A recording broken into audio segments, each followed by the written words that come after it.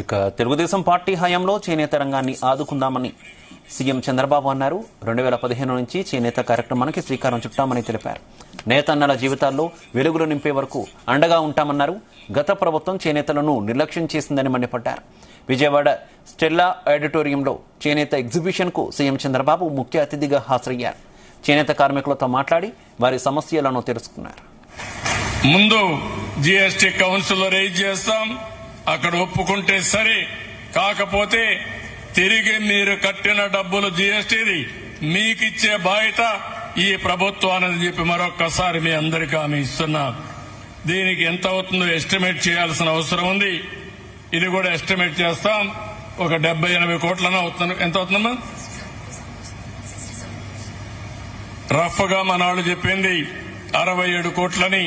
ఎంతైనా పర్వాలేదు, మీకు న్యాయం జరగాలి. మీకు న్యాయం చేసే బాధ్యత మాదని మరొకసారి మీ అందరికీ హామీ ఇస్తున్నాం.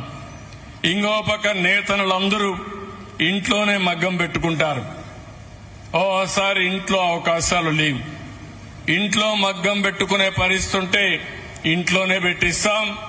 అక్కడ అవకాశం లేకపోతే ఎక్కడికక్కడ ఒక ప్రత్యేకంగా 4-5 ఎకరాల భూమి తీసుకుని అక్కడ మగ్గాలు పెట్టి కలెక్టివ్ గా, కంబైన్డ్ గా, సామూహికంగా పనిచేసే విధానానికి శ్రీకారం చుడతామని చెప్పి కూడా నేను మీకు తెలియజేస్తున్నా. ఇది ఎక్కడ అవసరమో ఈ 64 క్లస్టర్లో అక్కడ చేస్తాం. ఒకవేళ ఈ 64 క్లస్టర్లో మీకు ఇండ్లు కూడా లేకపోతే అలాంటి వారికి కొత్తగా ప్రభుత్వం 4,30,000 రూపాయల ఆర్థిక సహాయం చేస్తా ఉంది. అందులో మీకు ఇల్లు కట్టించే కార్యక్రమాన్ని చూస్తాం.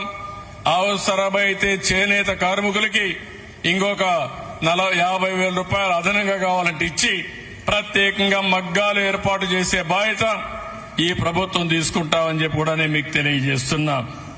ఇది కాకుండా ఈ రోజు మీరు చూస్తే మీ ఉత్పత్తులకు మెరుగైన ధర రావాలంటే బ్యాక్వర్డ్ ఫార్వర్డ్ లింకేజ్ అంటే నూలు దగ్గర